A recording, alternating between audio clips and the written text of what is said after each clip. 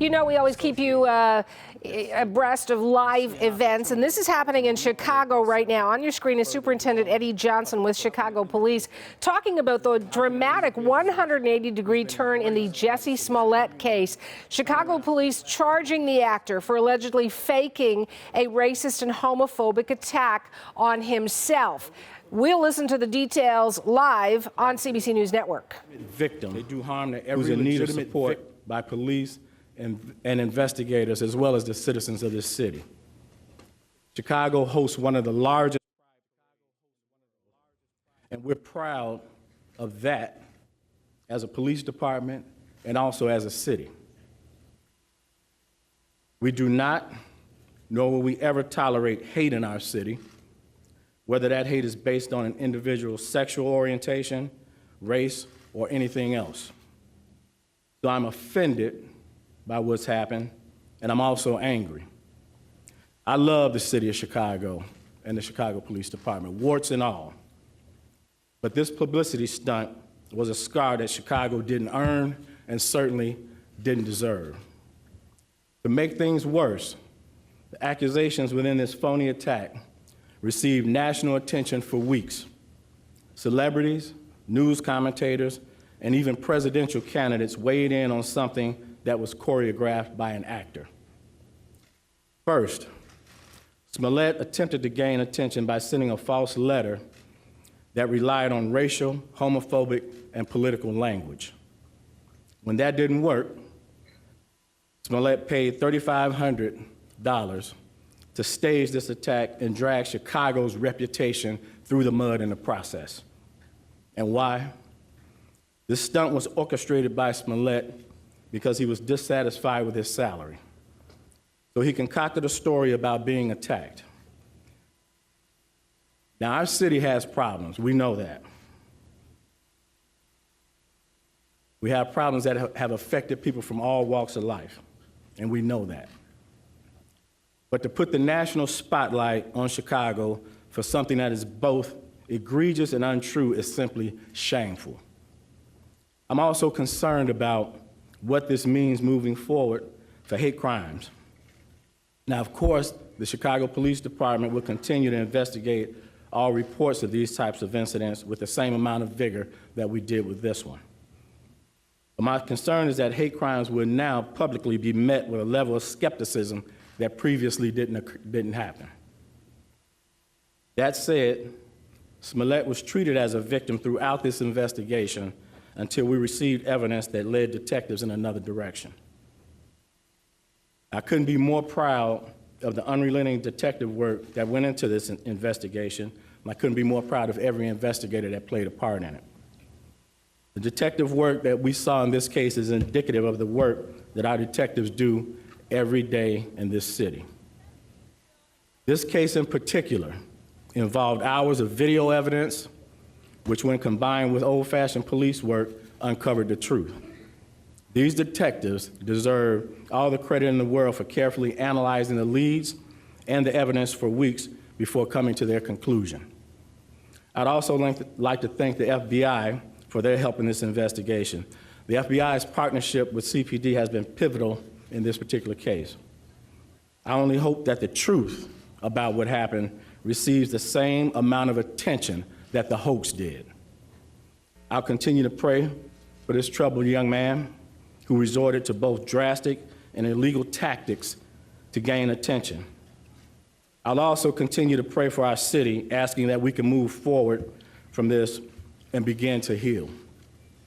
And now I'd like to call up Commander Edward Watnicki, who personally led this patient and deliberate investigation, to walk everyone through how the Chicago Police Department arrived at this point.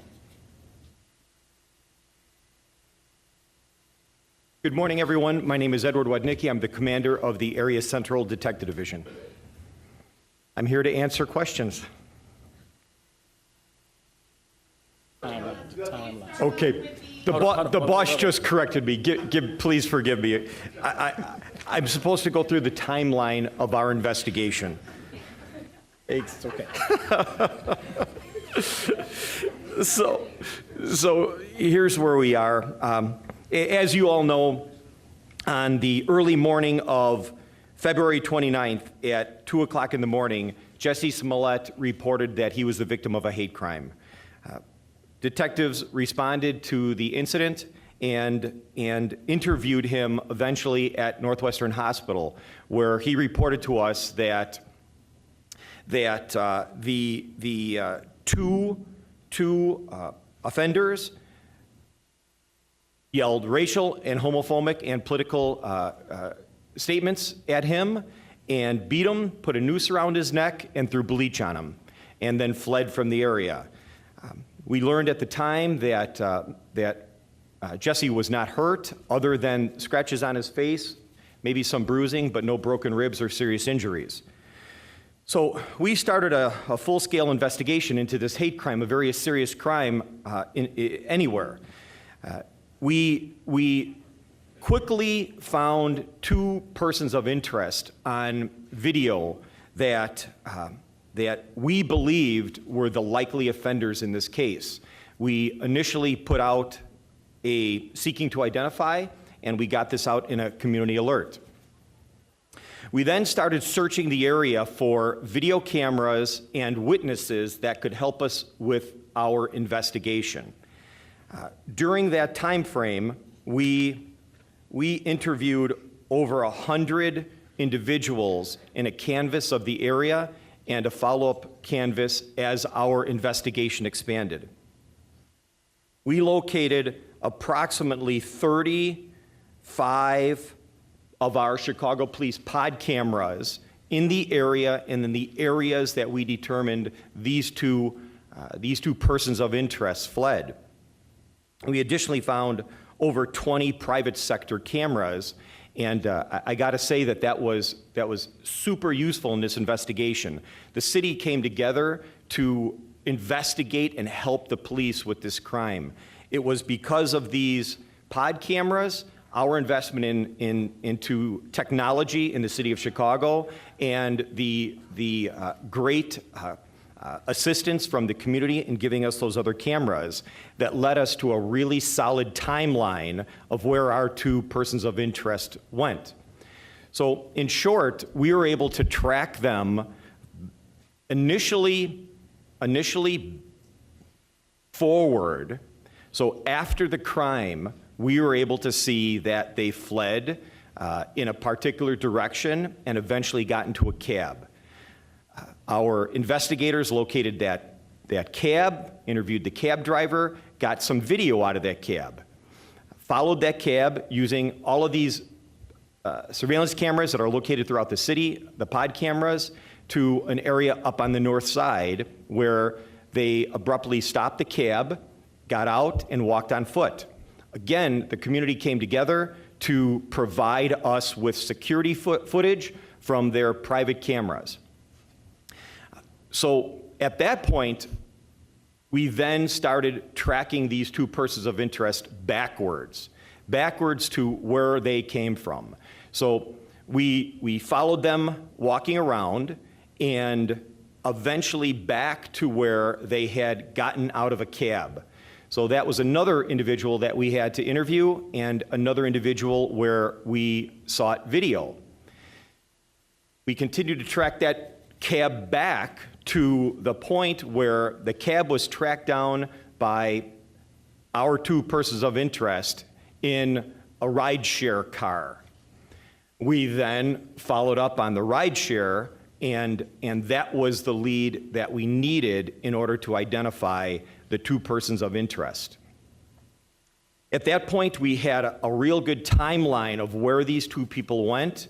We were able to put a name to both of these individuals, and it was at that time that we started looking at where they went right after this event.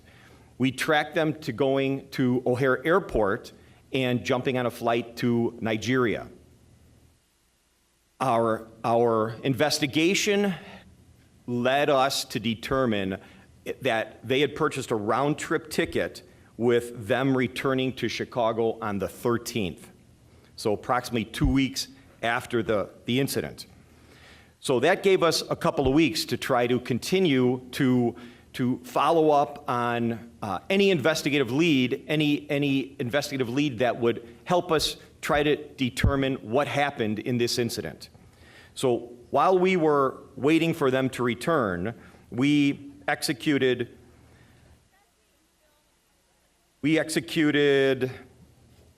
over 50 search warrants and subpoenas, working with our partners in the state's attorney's office, phone records,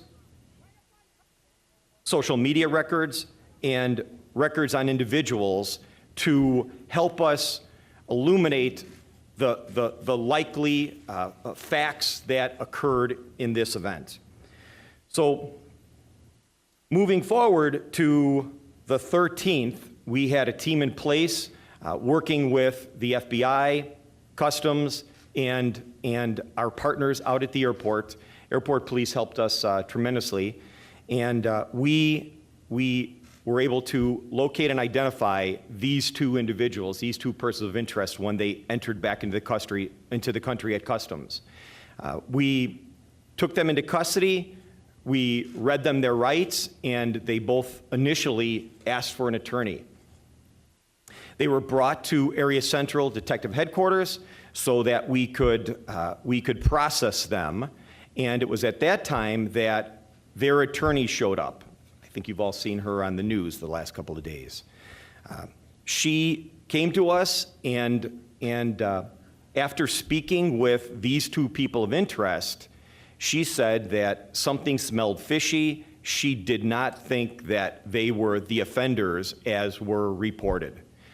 She worked with us very, very closely to get to the point where she came to me and said, "You really need to talk to these guys. I'm going to allow them to give you a video interview with us present, and we're going to have you hear their story. They are not offenders, they're victims."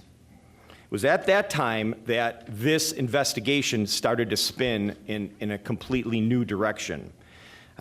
You've heard some of the statements that their lawyer, Ms. Schmidt, has made, and it was at that time that we took the information that these two individuals provided to us, and we substantiated the timeline and the details that they gave to us in this interview.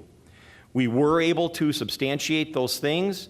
We worked very, very closely with the state's attorney's office. We had been working very, very closely with the state's attorney's office for over a week at that point, and it was then on the 15th, Friday the 15th, after approximately 47 hours of them being in custody and hours of them meeting with us and telling us their story and documenting their story, did we release them without charging, and I classified them no longer as suspects or persons of interest and as witnesses.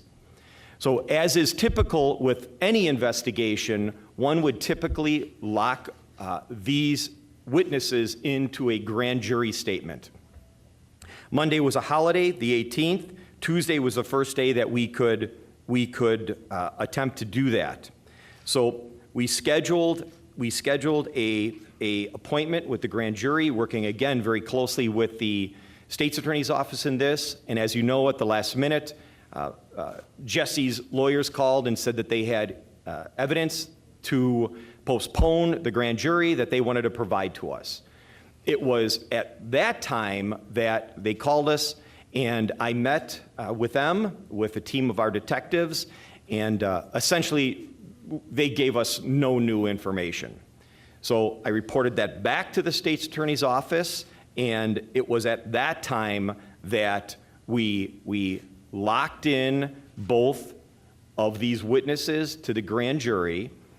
I'm told they did an excellent job, and then the state's attorney's office approved charges against Jussie for the Class 4 disorderly conduct false police report. We met with Jussie's attorneys, and we arranged for him to turn himself in, and as you all know, he turned himself in at 5 o'clock this morning in the 1st District in Chicago. Today at 1:30, Jussie will be going in front of a bond court judge, and the bond court hearing will be conducted at 26th in California.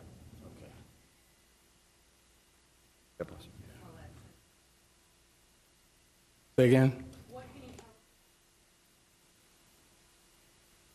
Well, it was uneventful. He showed up, of course, with his attorneys and a few other individuals, but it went smoothly.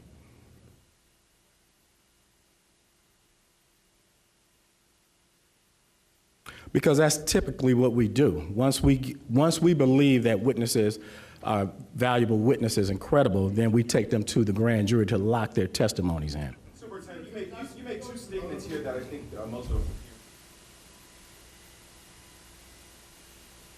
You also said that he's.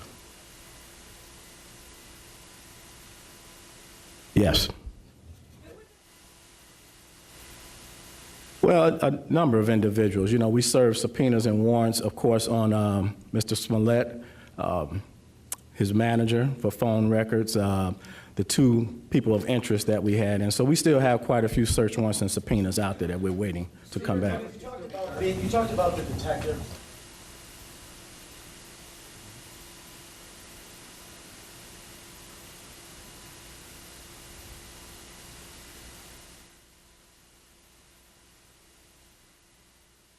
We didn't pull resources from any shootings or homicide investigations. The detectives that you see behind me basically work on different teams, which include property crimes and things of that nature. We don't have the exact numbers yet, but let me just tell you all this. Anytime a hate crime is reported in the city of Chicago, it gets the same attention. This didn't get any special attention. You all gave this more attention specifically than we do. We give every hate crime in this city the same amount of vigor, because there's no place for hatred in this city. And as I said in the very beginning, you know, I've lived in the city of Chicago my entire life. We just don't have any room for hatred in this city. And for somebody to use it for personal gain, it's shameful, because what that does is take away the resources that we could be putting into other crimes. Do you think the brothers could be implicated vis-a-vis the letter? Say again? Could the brothers be implicated for sending the letter to management?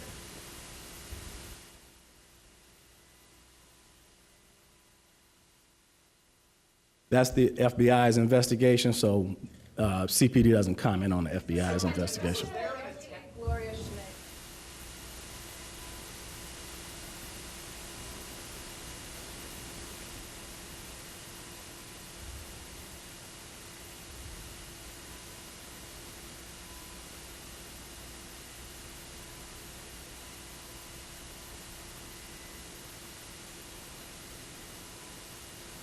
Yeah, we have evidence. We have the check that he used to pay them. So the $3,500 was for the two of them in total, and then $500 upon return.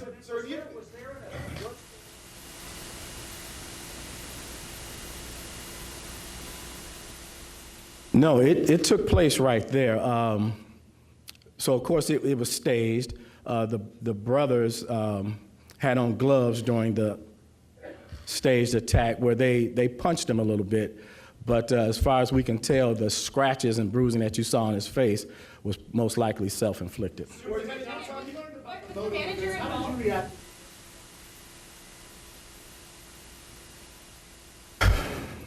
So let me reiterate again.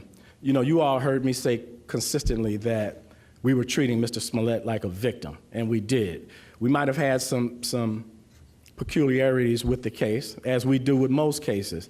So it wasn't until the 47th hour of their 48-hour hold time that we could legally hold them in custody that it took a change.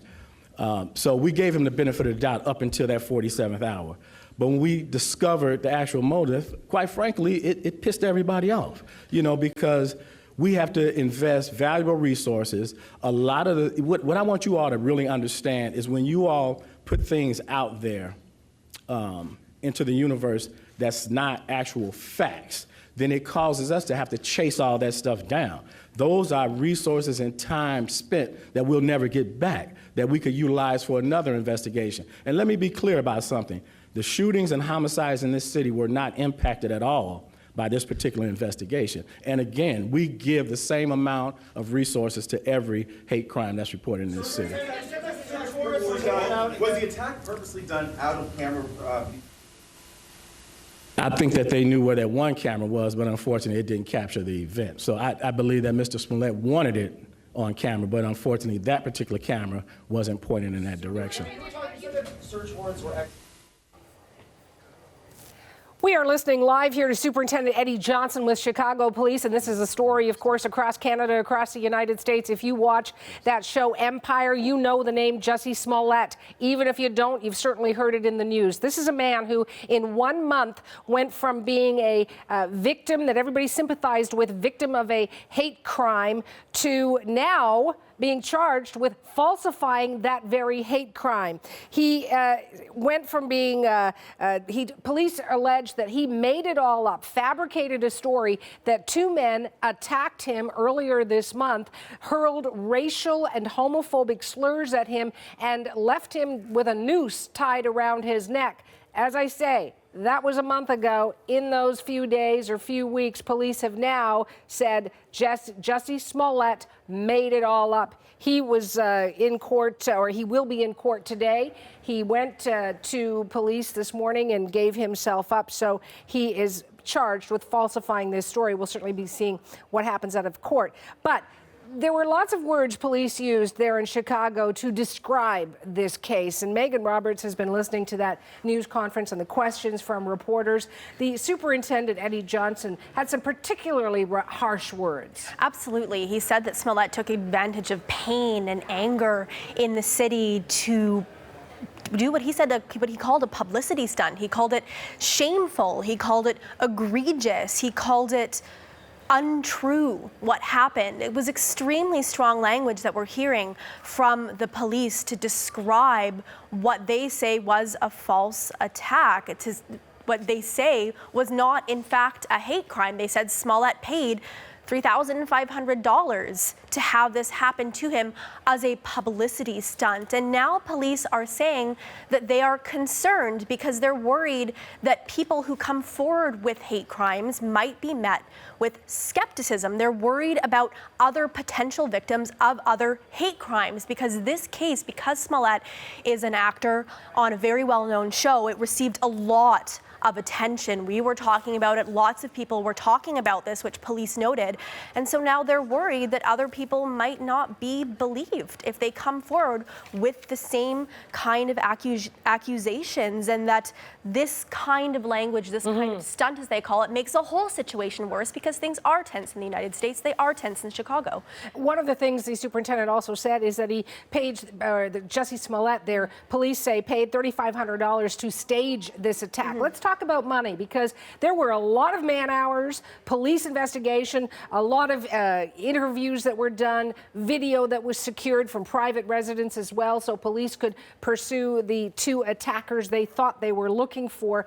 How did they eventually get to this point where they can now say Jussie Smollett made all of this up? There was an extensive investigation, and police did note very strongly that though this case received a lot of attention, they would have given the same amount of attention to any claim of a hate crime. So the attack happened. Police interviewed him, and then they essentially turned to cameras, to police pods, as they called them, police cameras that were around, to private cameras. And they were able to get a good sense of what was going on in the streets in the area where the attack allegedly happened. They identified two persons of interest and were able, again, using cameras to track where they went, that they got into a cab, then they were able to track the movements of that cab, then they started seeing where these people went. They used social media to put together some connections to figure out who these people are, how they may or may not know Smollett, because there were some connections there. Eventually they got the two people and interviewed them, and then their lawyer actually came in and interviewed them and said something seems fishy, was the exact word they said. That She said something seemed fishy, something seemed off about this, and she eventually ended up offering up her clients for a videotaped interview. She said they are not offenders, they are victims, which led police to say, well, who's the real, offender here? Exactly, and that's when they started.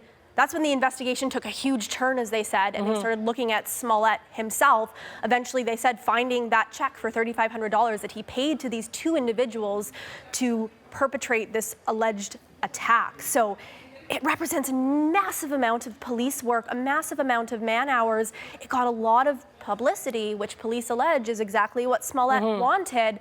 But now they're saying that this is going to do a lot of damage to actual victims of actual hate crimes. All right. Thank you so much for that, Megan. We'll continue to follow this story. If you are just joining us, police in Chicago saying that Jussie Smollett orchestrated an attack because he was dissatisfied with his salary, an attack that cost him $3,500, that he is not a victim, that he is a perpetrator of this attack. He turned himself in to Chicago police early this morning. He will make his first court appearance this afternoon. We'll certainly be watching for a reaction to the story of the Empire actor who in 1 month went from victim to being charged. And you caught it all right here on CBC News Network.